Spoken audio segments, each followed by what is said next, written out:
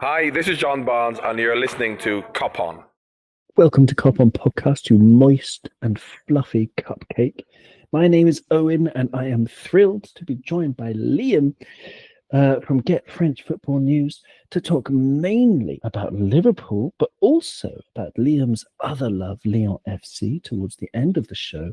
But we are most certainly going to talk about Liverpool. We're also going to talk about the fact that Manchester United are currently losing. I mean, you will know the result from if you listen back to this, but currently losing 2-0 to Grimsby Town of League Two, which is amusing us both as we're recording this. So we will keep half an eye on that score. But Liam, thank you so much. I'd love to speak to you because you were at another classic rip-roaring Newcastle versus Liverpool match the other day. You were actually there in the ground, and I'm just dying to speak to someone who was in the ground, and I'm so delighted that you've joined me. So welcome back to Kop On Podcast. How did you get the tickets? That talk about your sort of journey to Newcastle, and how did you get the tickets, if I could ask? Was it just through friends, through dark Yes. alleyways somewhere? Yeah, through friends, we managed to get a couple of tickets for the hospitality section. So we were in the home area rather than the away area. We could see the Liverpool fans sort of 55,000 feet in the air, up in the Gallagher Gate. But yeah, we were sat in and amongst the prawn sandwich brigade. I see. Okay, so you went up in Mount Olympia or whatever. With people they got frostbite on their nose from up there at the top of the stand, right, in Newcastle. Yes, I'm sure it's an extreme hike up to the top of the Gallagher, but the fans were noisy. Not as noisy as the Newcastle fans, but there was a pretty loud noise when Rio scored in the 101st minute, whatever it was. Yeah, that was a pretty good experience. It was the 100th minute. I think it was 99 minutes and 47 seconds. It was around there anyway. It was definitely the 100th minute. Absolutely insane. But talk about the hostility. Obviously, you were in the hospitality, so there wasn't too much there. Did anybody accidentally spill a glass of wine or drop their prawn sandwich on your blazer or anything like that? Did you experience any tension in the hospitality? Or to be fair, it was quite even before kickoff. It was quite angsty. The word, maybe there's a better word for that. There was a former Newcastle player. His name escapes me. It's from an era gone by. Not somebody I was familiar with. Not even somebody that my dad was familiar with. But he was sort of on the microphone. I don't know if anybody's been in hospitality before, but a former player normally comes in and talks about the match. But there was obviously only one topic of conversation, that being a certain Swedish striker that we all hoped play in red before the end of the transfer window. And sort of saying that how the Newcastle players would be up for the occasion because of the situation with Isaac. And they asked for a show of hands for how many Liverpool fans there were, and there were some sneers and sly remarks, etc. And that was in the sort of fancy hospitality where you pay £500 for a ticket.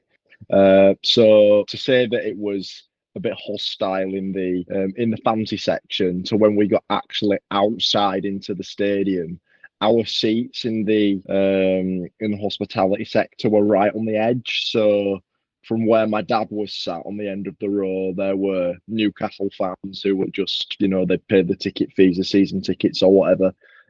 So it was hard to keep a low profile, especially in the 100th minute when Rio scored. But just the whole atmosphere in general. I put a picture into the group chat we've got at Kop On of a shirt which had Isaac's name in the famous Swedish IKEA font with "is a rat" underneath it, and a freebie of matchsticks with every shirt purchase.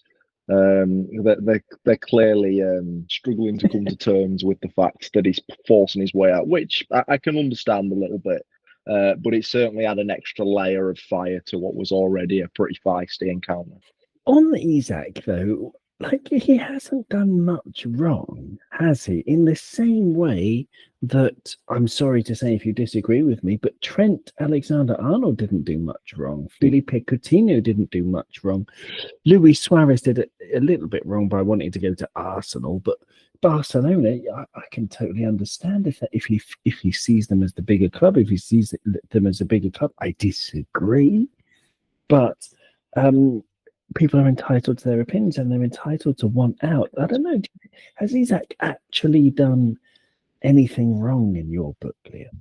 I think you can look at it one of two ways, can't you? I think people have used the Trent Alexander-Arnold example as a stick to beat Liverpool fans with, in the sort of, the shoes on the other foot, with Isak forcing a move away to try and join us, and we've experienced the same with Arnold. And it's a part of football, isn't it? Players have only got a sort of 15, 20-year career if they're lucky. And in Isak's stage of his career, he's starting to sort of, kick on towards the 26, 27s, 28s. And he wants to be playing for a club that are going to win trophies. And not to say that Newcastle can't do that in the future. Obviously, they beat us in the cup final last year. But right now, this minute, Liverpool are a much more attractive opposition and a better bet of winning England's and Europe's biggest honours. So I do get it, but there's also a part of me that doesn't like it, in a sense, with I was gutted that Trent left in the way he did this summer. It's different to Isak because Trent's from West Derby. He's a Liverpool boy. He grew up as a Scouser. All his family are Scousers. All his mates are Scousers. The chant was the Scouser in our team. That emotion is different with the Isak scenario because Isak's from Sweden. He played for AIK, he played for Borussia Dortmund, he played for Real Sociedad a long time before he played for Newcastle. And okay, got to give Newcastle credit. They've helped him mould him into the player that he is today. But if you look at football's food chain, whilst they've got the financial power of Liverpool, more financial power than Liverpool in respect to their owners, they're not in the same bracket of quality, winning trophies, etc. as Liverpool are. So it's trivial, isn't it, really, whatever you think. But I do think he's well within his rights to ask to leave the football club. Whether there's been agreements, broken or whatever you read in the news, it seems to be something different every day. It's hard to know what to believe, what's gone on, because the club says one thing, the player says another thing. But footballers have got to look after themselves first and foremost. They're like any other people. We've all got morals and values and emotional connections, but a lot of people will make way for money and to be successful. And I think he's well within his rights to do that. I mean, it is weird in football. Like in any other form of life, you would think, any other walk of life, perhaps. If you want to leave your company or your job, you can do it if you want.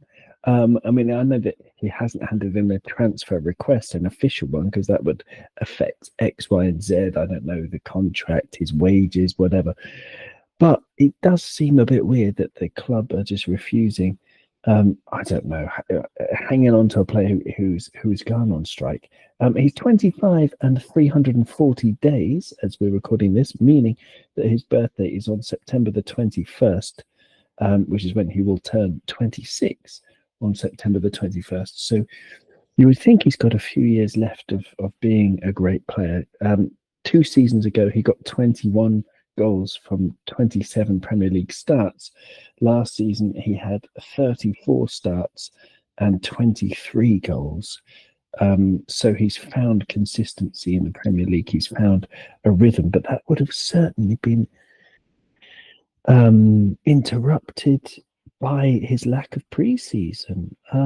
As it stands now, would you pay 130 for him? I think it's astronomical from the club's perspective when you take into the account the money we've spent already. Okay, we have a reputation for being net spend FC and this, that, and the other, if you listen to all the banter or whatever it is that goes on Twitter. But if you look at what we need, I'm not sure that it's a Premier League proven goal scorer, considering we've dropped 80 million on Ekitike. And in my opinion, Ekitike has been one of, if not the most impressive forward signing that we've seen in the Premier League this summer, in terms of the way he's just sort of almost been plug and play. He's just been dropped into the starting 11.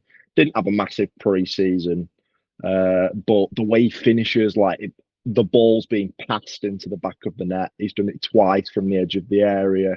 He's got that predator instinct to harry defenders, and like the goal against Bournemouth, opportunistic, creating opportunities for himself. Do we want to stunt that development and progress of somebody that looks like could be a 30-goal a season Premier League striker? He's on a goal a game at the moment, and he's not really had a hatful of chances either. If you look at the matches, he's had 4 chances and he's scored 75% of them. He's turning into be somebody that is reliable from a goal-scoring perspective. Isak would expect to come in and start. He'd have to get up to match fitness. Okay, he's been training on his own in Spain and at Newcastle, but it feels too little too late now, to be honest. That if we were going to sign Isak, it felt like we needed to do it sort of 14 days ago, not with less than a week left of the window. And personally, I feel we need more of a versatile attacking option. I feel like we need another body, but like Kier, as much as I love Kier, so I love the song, I love the sentiment, but he isn't Ekitike when he comes onto the pitch. And whilst I know people will blame defensive mishaps for some of the way we've conceded goals from winning positions, I think taking your focal point off is also just as important, because you're losing that player that things go through. You've not got that person to play up to link play, to running behind. We've sort of lost that focal point because Chiesa can't do it to the same extent. But also we look like on the right side of attack as well. If Salah goes to AFCON, are we really going to trust Frimpong to play there for 5-6 weeks? I still feel like we need someone, but I wouldn't be spending £130 million on Isak right this minute. No, I don't. I think the ship sailed to a point where if we wanted to do it, we needed to do it a while ago, and it doesn't feel like the right decision now. But if we do it, I'm more than happy to see Isak playing for Liverpool. I'm sure he'll do great. It's just, do we need him? If we decide, goodness, I'm going to go back and talk about the match that you were at, but there's just so much to this Isak thing that I would like to just stay on that for the moment. But if we didn't sign him this summer and Newcastle say no because we refuse to put in a higher bid, like we come in with a second bid and Newcastle reject it and they're like digging their heels in, I don't think it's good for Liverpool's reputation if we go for someone else, because we've promised Isak that we're coming for him and he's done everything possible, apart from putting that transfer request, but he's done everything possible to make it clear that he's never going to play for Newcastle again and he only wants Liverpool.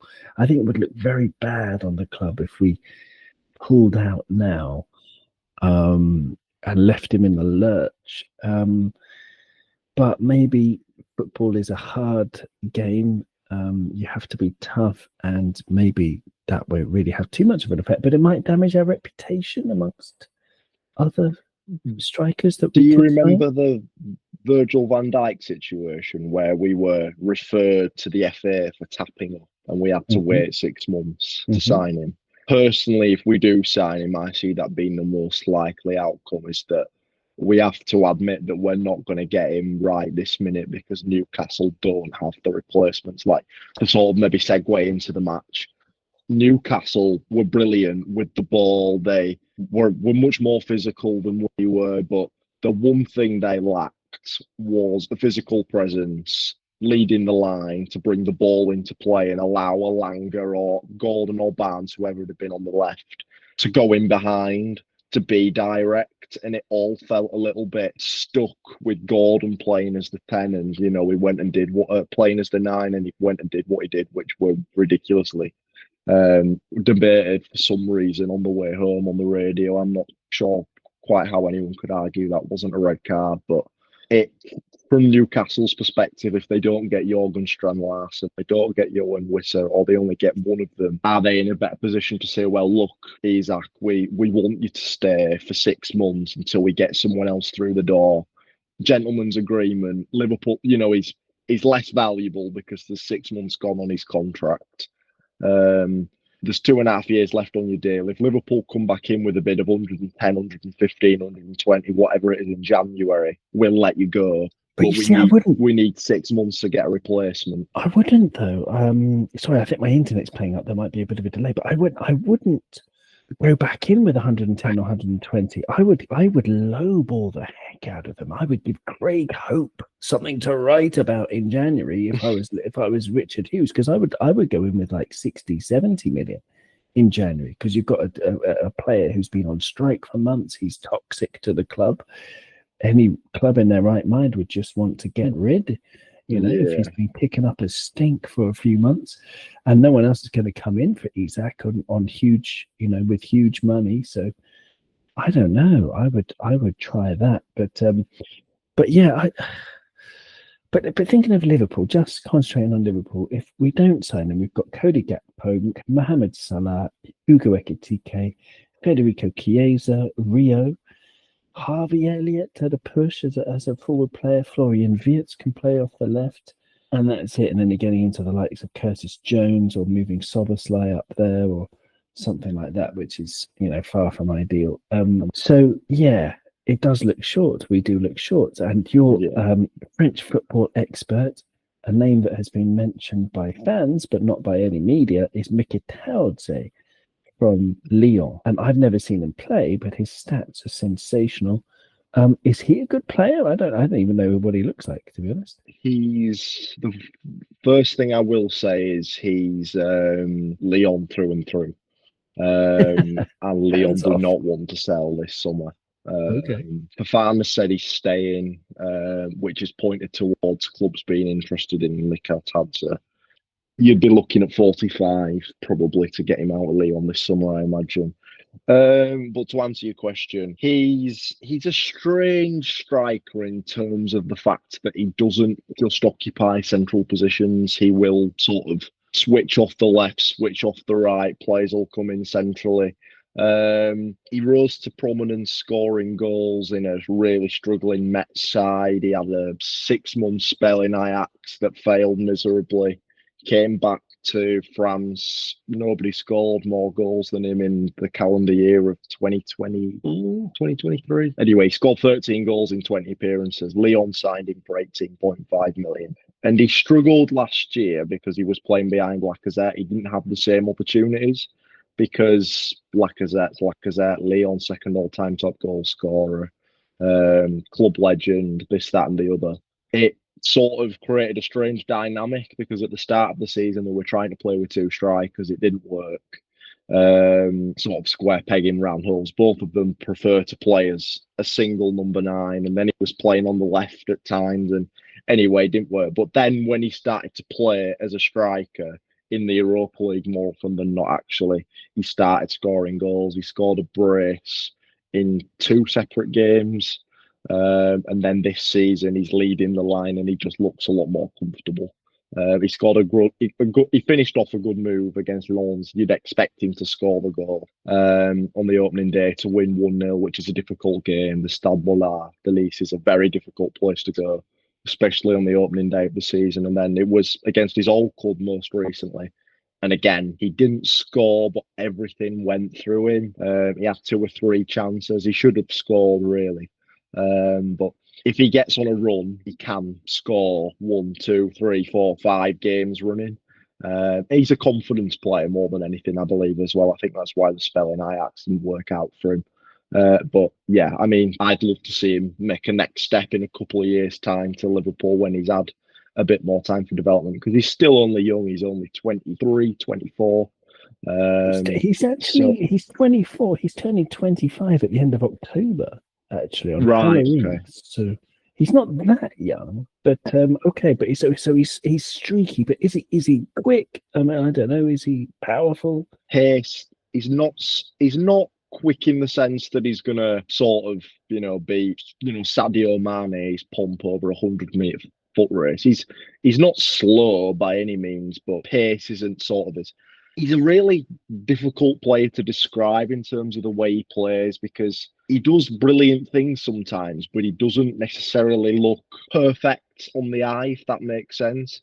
He's very effective, but he doesn't always match up to the eye test. But then sometimes he'll just bring a ball out of the air and dribble past two players and stick the ball in the bottom corner. He's got he's got an instinctive element in the final third. He's effective. He can score. He can create. But I don't think he's ready for a club like Liverpool. I'll be honest with you.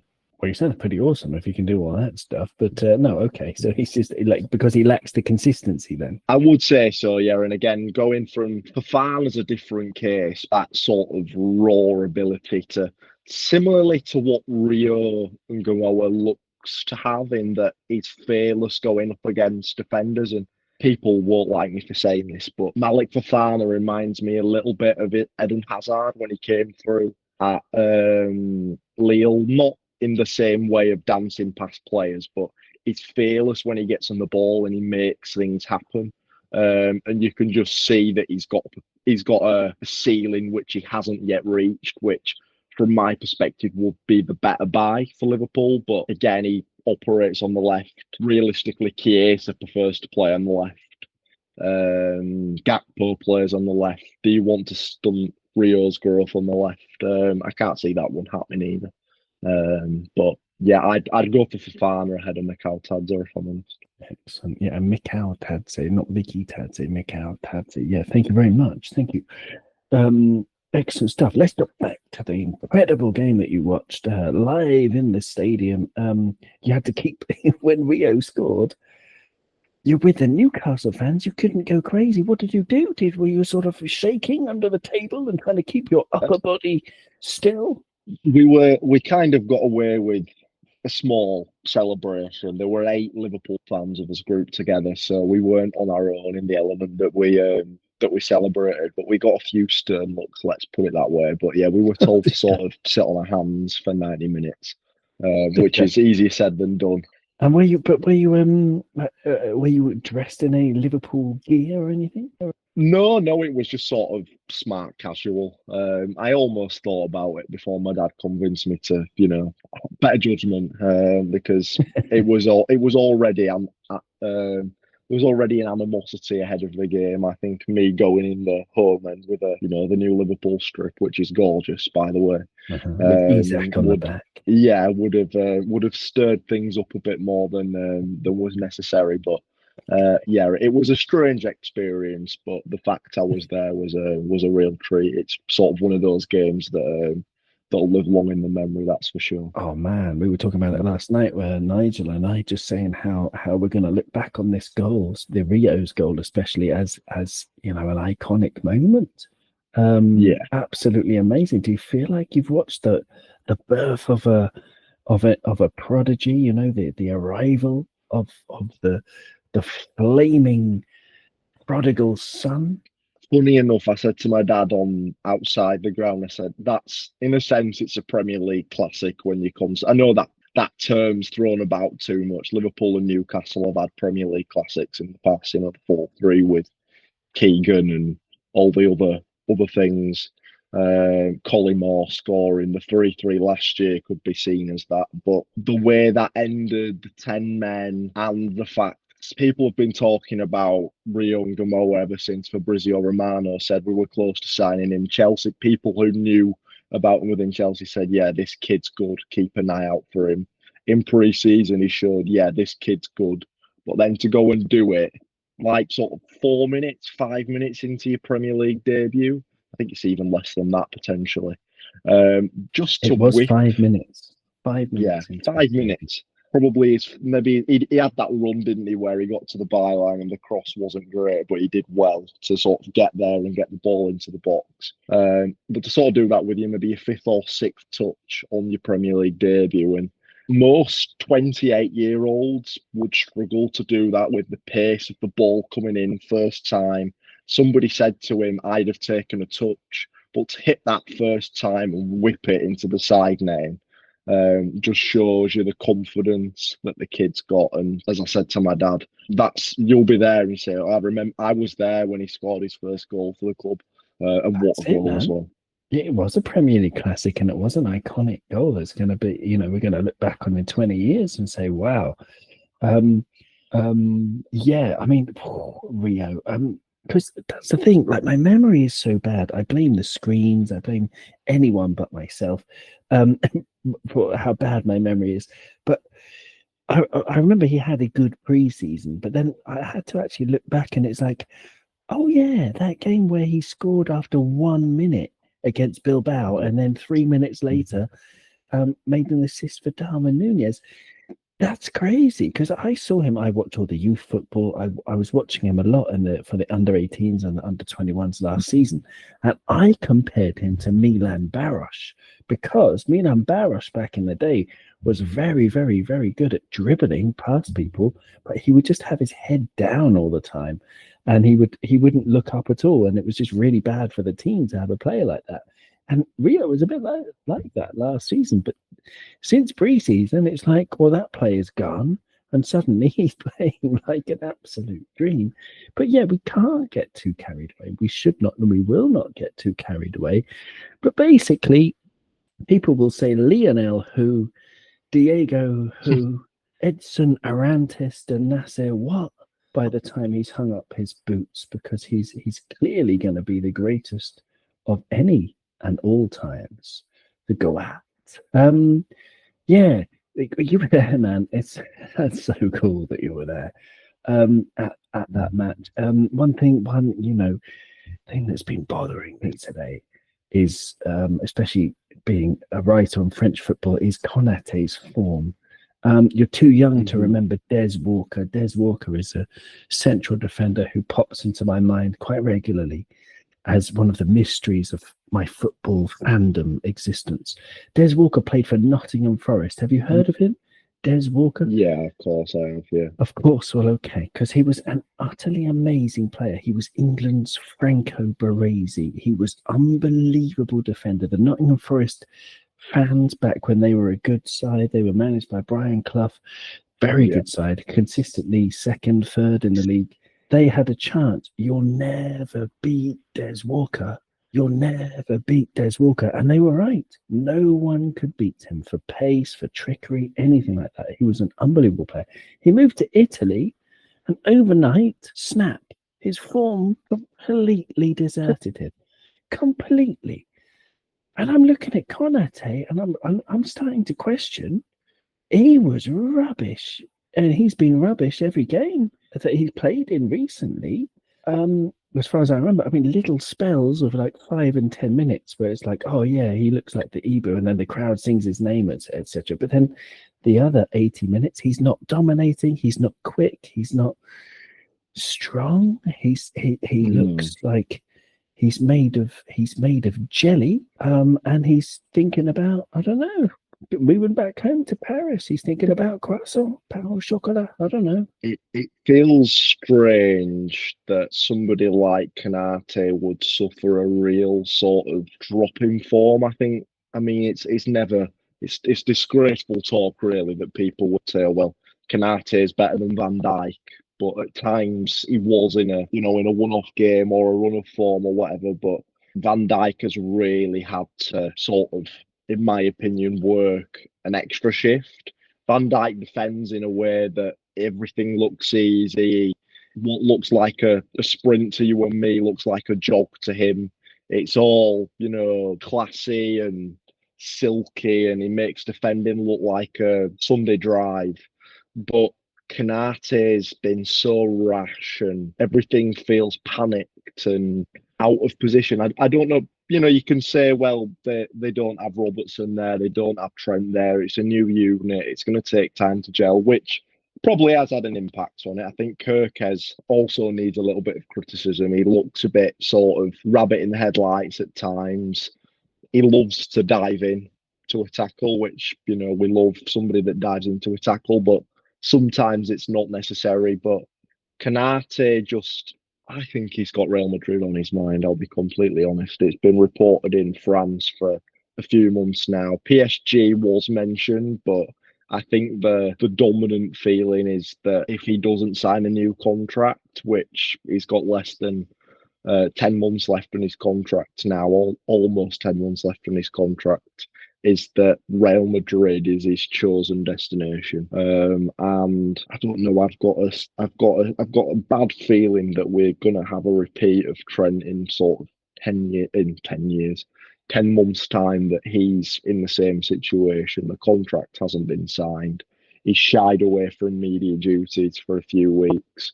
And he's holding that white shirt at the Bernabeu in early July next year. That's where I sort of see the course of travel with the way things are transpiring, because his form hasn't been anywhere near where it was last year. And it could be just a poor bit form. People do experience that, but we're not just talking about Lyon coming in this summer. The Guehi stuff still continues to rumble on, and it feels more like Guehi's going to be the final signing than Isak does at the moment. So yeah, I think there's a lot more going on than what meets the eye with Konaté, to be honest, because I think he's well loved. You can tell from the clips you see inside training and the pre-season tour and the sort of quiz shows they do and stuff on the YouTube channel, that he gets on great with everyone and he's a big presence in the dressing room. But there's just something about Real Madrid that personally I don't quite understand. I absolutely despise them. But yeah, it's frustrating to say, but that's the way I see things going, unfortunately. Well, they can have him, as far as I'm concerned. Like, they can have Trent. Trent's not doing well. Let's talk about Trent for a No, while. he isn't. There were reports, but I think it's just Twitter nonsense from an account called Anfield Papers, who I wouldn't trust to wipe my butt with. There's speaking of papers in the toilet. But sorry to bring down the tone, but I don't trust them, basically. But they reported something that David Ornstein apparently said, but then I looked at David Ornstein's account on Twitter and he didn't say anything of the sort. No. Saying that Trent has fallen out with his teammates, and I don't think that's true. However, he was a sub against Oviedo. Danny Carvajal, who's just come back from a serious injury, ACL, I believe, is back in the team, and Trent's gonna, he's wearing the number 12. He's true to his new number. One substitute. Yes, exactly. There you go. So this is another thing. It's one of those things. We're fans. We're supposed to know nothing about football, even if we write or make content about it. If you ask some people who are in football, it's like, oh, well, what do you know? You're just a fan. But I'm telling you, man, we've been saying it for years. Moving to Madrid is a mistake if you're Trent. So blindingly obvious from the outside, just like Šeško moving to Man United, who are still losing 2-0 as we're recording this, and Šeško is still on the pitch. It's just a shit transfer. So Real Madrid, Trent, it's already gone south for him, hasn't it? I don't know.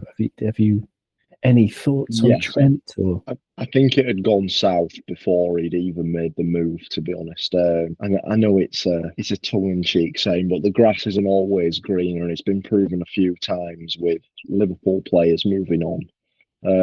Felipe Coutinho springs to mind as well.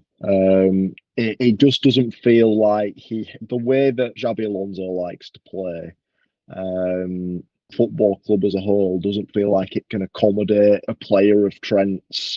Now that he's not a Liverpool player, I don't need to defend his defending. Somebody that is a little bit defensively suspect at times, which, we'd be the first to defend him while he was still a Liverpool player. But, you have to admit that, yes, he does have shaky moments at the back. Well, he is all around a solid defender, but he does have those shaky moments. His game's based on going forward, the long balls, the passing. Real Madrid didn't feel like they could accommodate that sort of player. It was just the world's best right backs available on a free transfer. Let's see if he's willing to move to us, and lo and behold, he was. He wanted to go and have a good time with his friend Jude, and Mbappe and Vinny Jr., the rest of them. But the Anfield Papers, by the way, is a parody account, so that's probably why you didn't see any there you go. truth in that. It's a show I'm not I'm not in Twitter. I just literally switched it on, typed in something. I can't remember what it was, and that Trent story came up, and I'm like, I don't believe it. But okay, it's a parody account. Okay, I didn't realize. Okay, fair enough. Good to know. Thank you. I stand informed now, I suppose you would say. Go on, carry on. With the Trent situation linking to David Ornstein, The Athletic did actually report that Trent isn't expected to get back in the starting 11 now that Danny Carvajal's fit again. So, and that is a real report. That's not a parody. Okay, right, okay. Do with that what you will. If it's gone south or not, he's made the big move. He's forced his way out of his boyhood club, and now he's going to face the next 6 months on the bench. So, yeah, it's a blessing. What goes around comes around. A blessing in disguise for us, because as you say, you're much more diplomatic than I am. I think he's shit at defending, just quite simply in one word. Shit. But there you go. But yeah, he's good with the ball, good passer, but there you go. We need much more than that to defend, to play right back for any team, I think. And he's lost the fire that he had a few years ago. In any case. So yeah, Arsenal then, moving on to them. They've apparently been very solid. I saw about 5 minutes of their game against Leeds. Have you been watching them? What have you made of Arsenal so far? I've watched both games. The 1-0 against Manchester United and the 5-0 demolition of Leeds. I'm from Leeds, so it's a of course stick to bat some of my friends with. But as an honest assessment against Manchester United, they were the second best team in my opinion. I had forgotten. Yeah, I did watch parts of that game. Yeah, okay. I think United had a lot of chances, particularly on the counter attack. Cunha and Mbuemo both had chances. They didn't take them. Surprise, surprise. It's Manchester United. But like the way they scored their goal against Manchester United was corner looped in over the goalkeeper, header underneath the crossbar. I feel like that's the sort of way they're going to play against us. Leeds was a bit different. First half, Leeds had a couple of opportunities again. A good headed chance wasn't put away. But it's like if that had gone the other way, who knows what would have happened? It's all hypothetical. But then in the second half, I think the gap between Premier League and newly promoted Premier League club sort of showed. And once one went in, two went in, and etc. Leeds lacked any sort of physical element, which Arsenal are a physical, imposing side, and they were able to play the football. But I worry about the game a little bit because what Newcastle did to us, just to go back to that, was they were much. I don't want to say braver, but they were quicker than us to understand that this game you weren't. Arne Slot said it after the game. I didn't see a football match, and it wasn't a football match. I've never seen a game more like Sunday League in my life. Because when Newcastle got the ball, it was long, it was direct, and it was to a physical presence, whether that be Dan Burn up there after a set piece. You had Bruno rolling on the floor. You had Joe Linton rolling on the floor. You had, they were buying fouls. They were winning long throws. They were blasting the ball into the channel, looking for knock-ons. And the goals came from a set piece and a ball into the channel. And I just see Arsenal playing the same way against us and being physically demanding because they have a height advantage and, in my opinion, a physical advantage on us as well. I think an issue we've got as a side is that we're not particularly physically imposing on other teams. I think you can get away with it against teams like Bournemouth, but the way a 10-man Newcastle out-muscled us did worry me slightly. And I know we've got Gravenberch in the six, and in my opinion, he was the best player on the pitch. Maybe bar Szoboszlai against Newcastle, but he's not an enforcer in the midfield area, if that makes sense. And I still feel like we do miss that number 6 or number 8 with a bit of bite. McAllister can do it, but a real physically imposing midfielder. And again, in defence as well, at times they play with 4 centre-backs, so they're ridiculously dangerous from set pieces. So I am slightly worried about the game on the basis of the way we've defended in the last couple of weeks. Okay then. Well, let's talk about a combined 11, which I very rarely do in Cop On, but I think it could bring up some interesting conversations.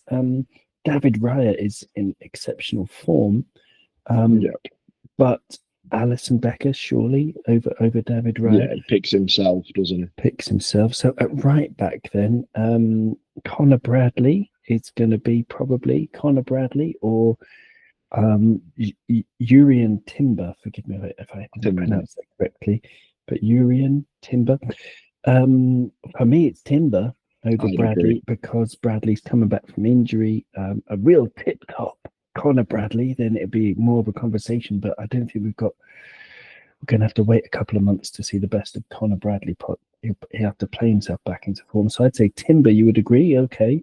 I agree. Yeah, he scored 2 against Leeds, and again, just looks comfortable on the ball, etc. Yeah, he's a good player.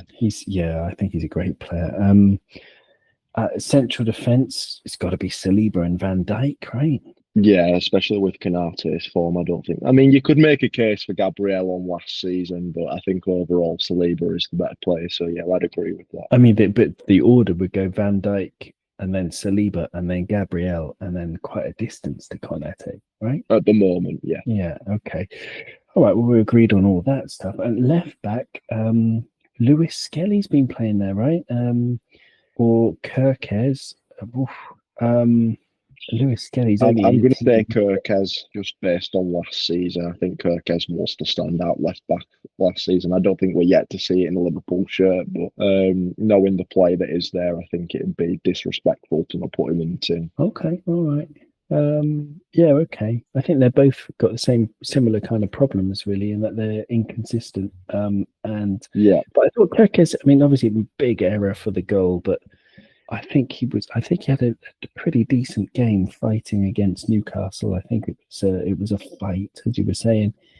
And yeah, okay, I'm gonna shade it in for Kirkes then, and then in midfield, if we're going 4-3-3, then Gravenberch or Zubamendi in the holding role. Zubamendi's class. He is, yeah. I mean, again, I'm yet to see the Mendy's class for Arsenal, I'll be honest with you. But you look at what we wanted 12 months ago, and what we were saying about Zubamendi. And I don't know if I was on the podcast at the time, but I do remember talking about it extensively. Zubamendi was what we were looking for in a midfield, not so much towards the buy that I was just referring to in terms of my assessment of how the game could go. But that passing, facilitating midfielder who has that ability to sort of dictate tempo, etc. So I really feel that's a toss of the coin. I wouldn't argue either way, to be honest. But again, if I'm going on Premier League proven and a little bit of bias, I'd probably go Gravenberch. I'm going to definitely, in a biased way, say Ryan Gravenberch as well, because he's just unbelievable. And yeah, but yeah, you're right. It's very, very close. And then further ahead of them, you've got the options, of course, Declan Rice. Who else have they got? Mikel Merino. I don't know who else they've got in that central midfield. Of course, Eze now might drop back deep, and Odegaard. Any of them over McAllister and Szoboszlai? Because McAllister's definitely in the team for me. I think if we're going with a 4-3-3, I would go. Odegaard's not fit, is he? He's also not very good. Odegaard. He's lost his form. He's lost his. He has lost his form. I don't know what it is with Odegaard. I have a soft spot for him just from the Real Madrid days and things. I used to play FIFA, and he was the wonder kid. Okay. At the time. Okay. Well, there you go. I don't. It'd be unfair to put Odegaard in based on the fact one, he's fit, not fit, and two, you're right with. But again, Rice. I feel like it'd be unfair to not put an Arsenal midfielder in there. Yeah, I think I'd go McAllister and Rice. Okay, fair enough. But Dom's been on fire as well. I mean, his game against Newcastle. Let's just talk about Dom for a little while. He was superb. Yeah. Playing out position at right back. What did you like about it? What stands out? I mean, the dummy for the goal, first and foremost, is just absolutely ridiculous. When the ball was coming across the box, I was just thinking, oh no, he's going to hit this. But then before you know, he stepped over it, and then within a matter of seconds, the ball's flown into the side netting. But I think determination more than anything else with Szoboszlai. Szoboszlai is a player I've liked for a long time, even before he played for Liverpool, particularly for Football Manager and FIFA purposes, being another wonder kid. I'm showing my naivety when it used to come to my old football knowledge here. I'm not that bad anymore. But he was known for being a wicked dead ball specialist, scoring goals from distance. But I think we've seen a very different side to him at Liverpool, in the sense that he's probably more of an 8 than a 10 now because of his work rate. I've never seen someone press like it. I've never seen someone track back as much, but want to be in attacking positions. And I do feel like he's still got more to give in attacking areas. I would like to see him shoot a bit more, and be a bit more confident, because when he does put a ball in and believe it, I think he needs to believe in himself a bit more in forward areas. But when it comes to ball retention and pressing and the willingness to do a shift at right back for 75 minutes and I think Gravenberch was the best player on the pitch, just watching it from the stadium. But he got given the man of the match from a fan's vote. So who am I to argue with the fans? But yeah, just a real solid performance out of position. And he's got versatility as well. I know we were talking about attackers earlier, but he's been used wide right. He's been used as a 10. He's been used as an 8. He's been used as a 6. He's been used as a right back. He'll play wherever, and you sort of trust him to do a job. I don't want to say he's like James Milner, but he's a real dependable, trustworthy player. And he's always a 6 or 7 out of 10 at minimum. Minimum, yeah. I mean, it was a 10 out of 10 performance for me the other day. But I was going to say, there was someone on Kopish, the YouTube channel Kopish, who summed it up really well. He called it a Valverde performance. And I thought that was a brilliant comparison, because it was very much the complete midfielder, the complete footballer, kind of like Valverde is. And Xabi Alonso called Valverde his Steven Gerrard. Did you see that the other day? He called Valverde his Steven Gerrard because he's just good at it. Okay. So we're going with Rice over Szoboszlai. Maybe Rice is a great player. I think he's. Do you disagree? Maligned. But I don't know. It's like, how would you drop Dom? Yeah, no, you're probably right. Declan Rice, just for the set pieces as well. I mean, yeah. So interesting that none of us are picking Florian Wirtz, though. No? I was so excited when I was sat on a beach in Greece when I saw we'd first submitted a bid, and I looked to my dad and said, "Oh my God, we're signing Florian Wirtz," and I've never been so excited about in paradise, Greek paradise island. I'll remember it. I remember it for a long time. It felt like winning a trophy almost, just because of the magnitude of the player. And he's a player I've loved for ages, just watching him play. I remember him. He scored a goal against France after like 40 seconds, and the finish is ridiculous. The quality's there, but we've just not seen it so far, have we? He showed glimpses in the Community Shield. Him and Ekitike seemed to have a good understanding. And in the Newcastle game, he had one shot. That was probably his best moment in the game. There was one moment where he's tried to dribble. I don't know if it was Tonali he tried to dribble past, but he's just taken that one touch too many and tried to go past him and just got muscled off of the ball. And I think it's just, whilst we're so excited, we've spent rising to £116 million on someone who's renowned as one of the world's best playmakers, if not the world's best playmaker. But it's going to take a bit of time for him to get to the levels that he achieved at Bayer Leverkusen. And, people have talked about putting him on the left and things like that. And I don't want to do that, because he is a 10. He can play on the left, and, people have said false 9 as well. But just give him time to gel into the position. So people were saying, do you drop him for Arsenal? If McAllister's coming back, Szoboszlai played really well. I think the best way to go for Arsenal would be to play a flat 3 in midfield, just for the physical battles that could exist in midfield, and having Szoboszlai there for his physical qualities alongside McAllister for ball retention, and Ryan Gravenberch was like a spider. Oh yeah, see, I wouldn't play too much to Arsenal with it. We're the home team. I think we need to play Wirtz. We need to play all the attacking things, and we just need to get you. It's the joy of football to win every game 3-2, and we can aim for a 4-3 against Arsenal. Why not? Let them attack. I think I'm too conservative. Well, that's the thing, though. Against Arsenal, they're extremely organised defensively, of course. You know, the Tapas Pulis, they call him, and it's a great nickname. It makes me smile every time.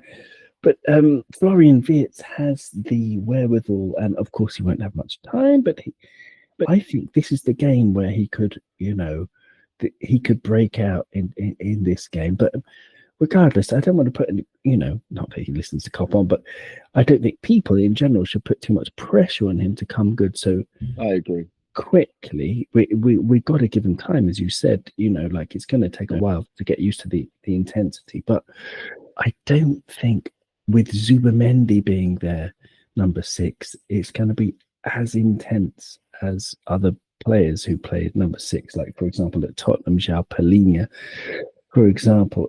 I think Wirtz will have the wherewithal to create space where there is none.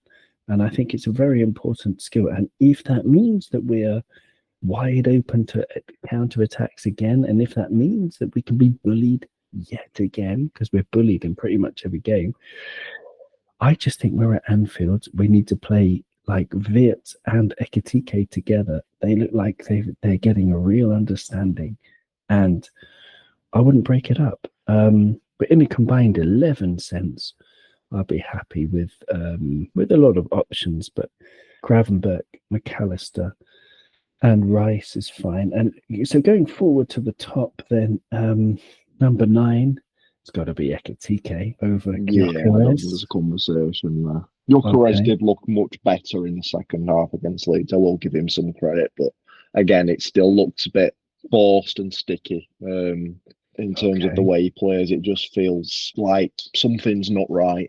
But yeah, Ekitike for me. Okay. And on the right is of course Mo Salah. But Mo Salah, he's very much out of the games for long periods now. But he had 2 touches that we were talking about with Nigel last night. 2 touches where there were 2 first-time passes.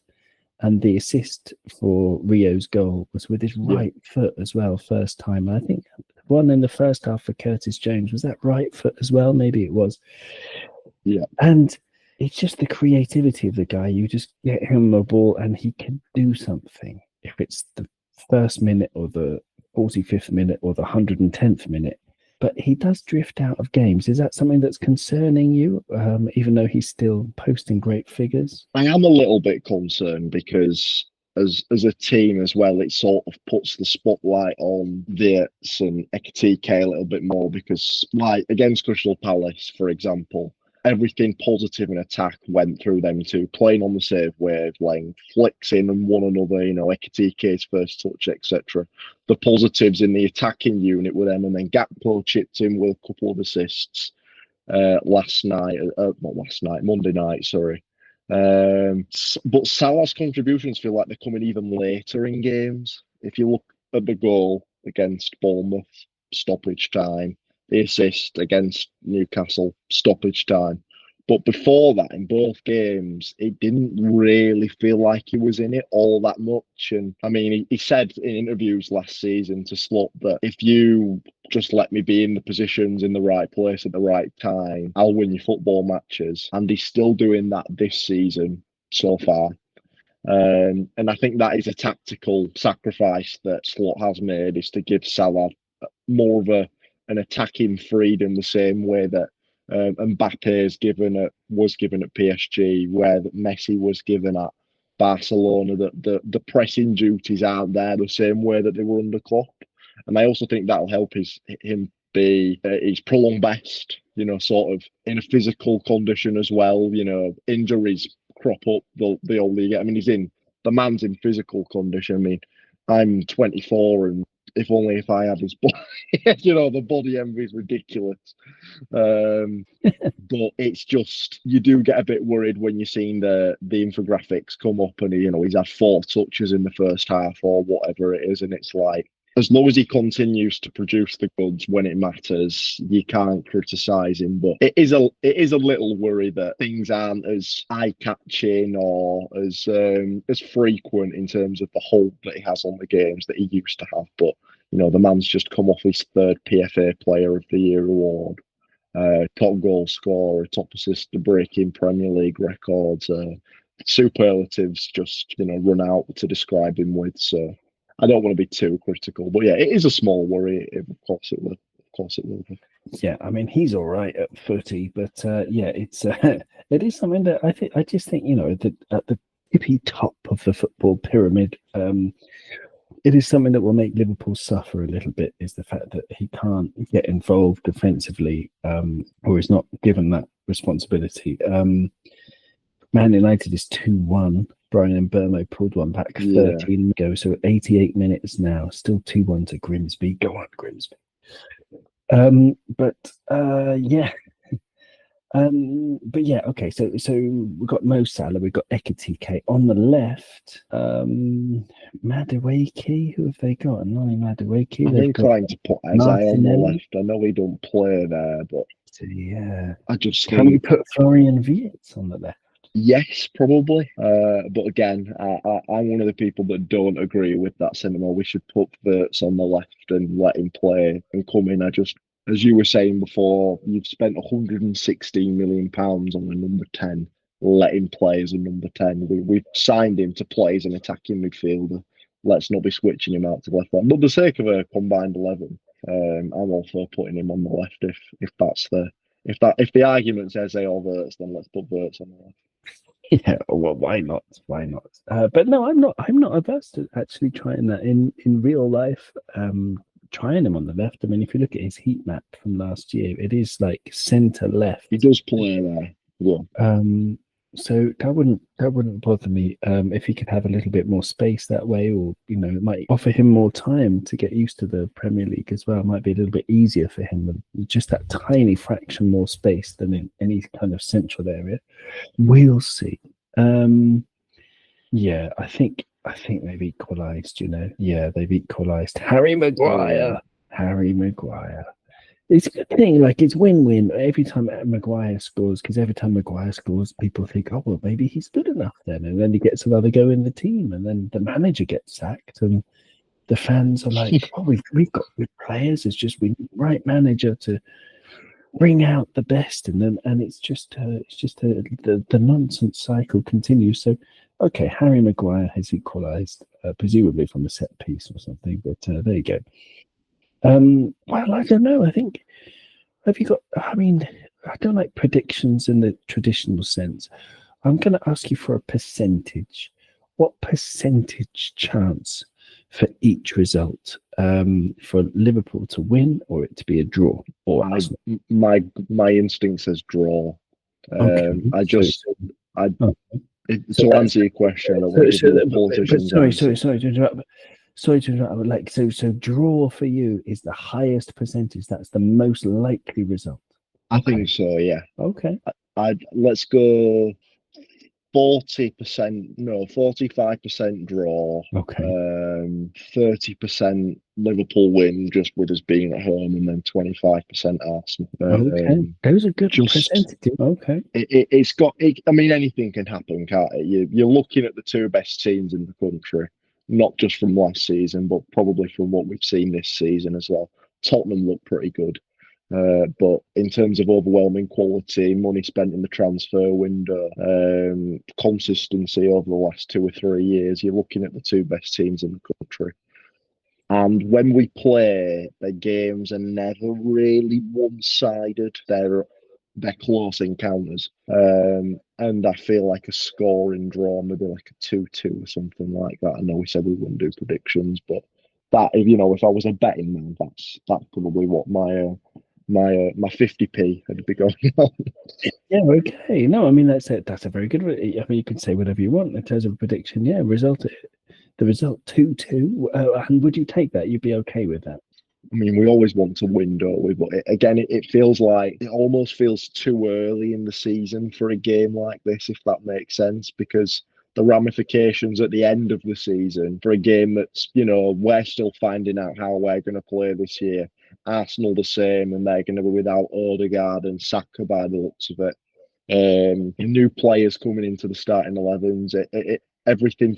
This feels like a game that should be played with 3 games before the end of the season, not 3 games at the start of the season. So, would I be okay with it? Yes, probably. I don't. I want us to win. Obviously, I want us to win every game. That's what we're in the business for. But on the basis of how the season looks to be going, City don't look like that. I mean, it's only 2 games, but Tottenham beat them comfortably, deservedly. Tottenham are Tottenham, so they're probably not going to be up there consistently for the full season. Chelsea have got one too many question marks about them, so it does feel like it was an Arsenal again for me. But if you lose, it's sort of like you're losing 6 points because they've gained 3 and we've lost the opportunity to get 3, whereas both teams will probably view taking a point off of each other now. There's many games to be won and lost further down the line, and there's 35 games left to play. Take, say 2-2, 1-1, whatever it is at this stage of the season isn't the worst result. So I would say, yeah, that's an acceptable result. But, in the same sense, I'd love us to beat them 4-0 and play fantastic football, and Verts to score a brace and Mikautadze to score a brace. 4-3. I want another one where Or we're 4-3 rubbish defensively. I want that though. This is the thing. I've made my peace with the fact that every single game until we sign a defender, at least a defender, hopefully, as you say, a defensive midfielder as well. Until that happens, we're just absolutely leaky, and so. I don't know. I'm embracing it. I think, we're going to be rubbish defensively. Who cares if we get those 3 points? I don't know. Oh, the 3 points is what matters, isn't it? It's just the one thing that stands out is how solid we were at the beginning of last season. We were defensively robust. The first day against Ipswich springs to mind just from the way we played. We were crap, to be honest with you. We scored. I mean, Jota scored and Salah scored. But we went away difficult. It's potential bogey that newly promoted side opening day of the season, but we were just solid defensively, and clean sheets win titles, don't they? So for now, I'm happy to watch us play entertaining football because that's what we want. We want to be entertained as well. We're fans because we love Liverpool, but we also want to be entertained when we're watching. You call them the half-past Pulis. I wouldn't want to watch Arsenal every week. I'd much rather watch Liverpool every week in terms of the way we play football. But I also do want to have a few weeks of where my hair's not falling out as quickly as it is at the moment because of the way we play my football. Fingernails. I would show you my fingernails, but I'm too embarrassed. I've just been biting them so low. But no, absolutely. I totally get it. But then this is the thrill. I mean, you just said clean sheets win leagues. That's actually been disproven. Some bright spark has actually looked into the history of defense versus attack, and turns out attack is more important than defense in terms of winning titles. So there you go. Correct. So I think this is what we're going to do. We have to embrace it. We've got to play for Florian Wirtz in the 10, preferably. Play 3-man midfield. Just have Virgil at the back. Substitute Konaté for another attacker. Put Rio on from the start, and we're going to win. 7-6. That kind of scoreline. But Liam, thank you so much. I haven't really asked you about Lyon. What's going on with Get French Football News and Lyon and writing, and what's going on with you? Yeah, it's very busy at the moment. It's the end of the transfer window, so before I join you tonight, I've finished my shift in terms of the articles.